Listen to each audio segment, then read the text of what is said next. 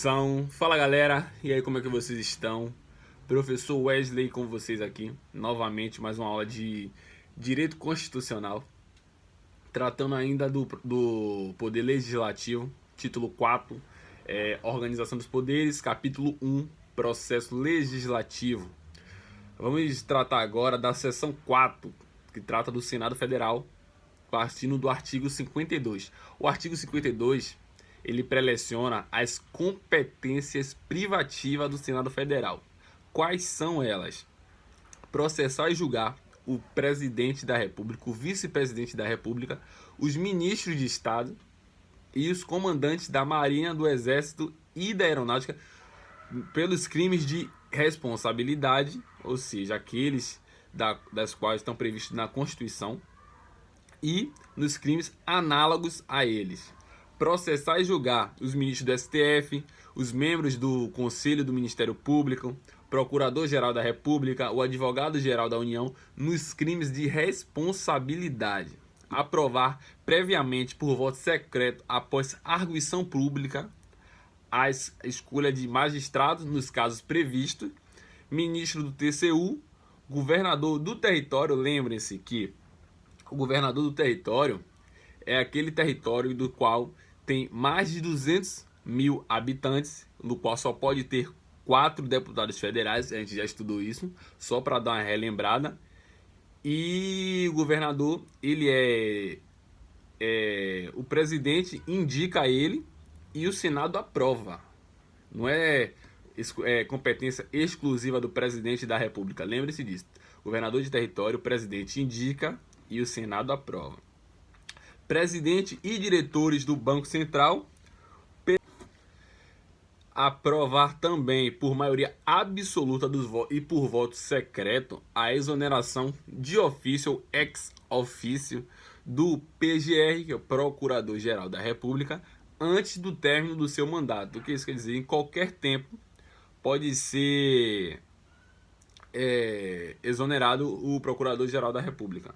E tem vários outros casos que as bancas não pedem muito, mas aí vocês têm que ler, que fala do provar previamente, após arguição e voto secreto, o chefe de carreira diplomática na missão, proposta para o montante do Tribunal de Contas, essas coisas.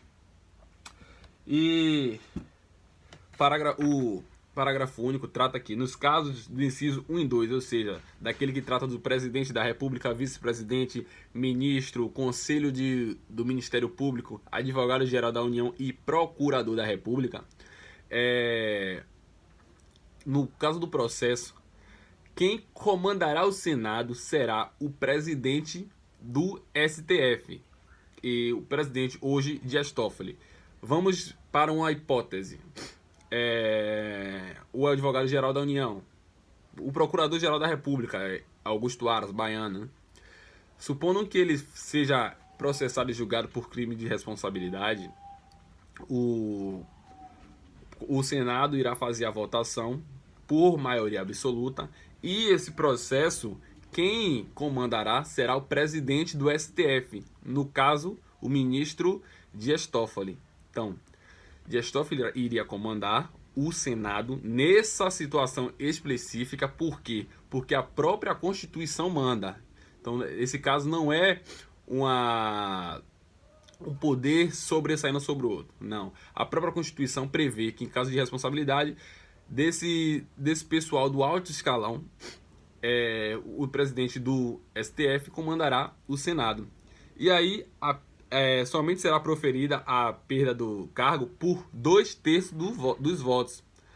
Aí ele será inabilitado por 8 anos para o exercício da função pública, sem prejuízo das demais sanções judiciais cabíveis. Então, essa parte que o Senado processa e julga ele é somente perda do cargo ou função pública. Ele pode ser penalizado na vara civil, penal, entre outras. Essas competências, como eu falei, são as principais que as bancas recorrentemente cobram. Mas vocês têm que ler sempre. Não desprezem a leitura de lei. A tríade, que já falei em outras aulas, é o que? É a aula regular, no caso a videoaula, fez o seu resumo ou PDF, leu e questões. E depois, letra de lei seca. Podem ler quantas vezes você quiser. Tem várias provas aí que vocês vão ler, vão ver, aí vocês vão pensar que tá da mesma forma, a banca só mudou uma palavra, o não. Então tem que ler, tem que estar atento para não cair em pegadinha. Valeu? Na subseção 8, artigo 59, tratando ainda do processo legislativo, vamos falar sobre as disposições gerais da compreensão para elaboração das leis. Por quê? Ela é dividida em emenda à Constituição, a famosa PEC, né, que é a proposta de emenda à Constituição, leis complementares, leis ordinárias, leis delegadas, medidas provisórias, decretos legislativos e resoluções ou portarias, que são atos normativos secundários. Como a gente já viu na primeira aula, voltem lá se vocês não entenderam, na primeira aula do nosso curso, que eu estou lá falando quando eu trato da pirâmide de Kelsen, hierarquia das normas, tem lá um assunto específico disso. Então, emenda à Constituição é aquela proposta que vem para atualizar, renovar a Constituição, porque tem várias coisas lá que já estão ultrapassadas. A sociedade evolui, o ser humano evolui, então as leis têm que acompanhar também esse processo.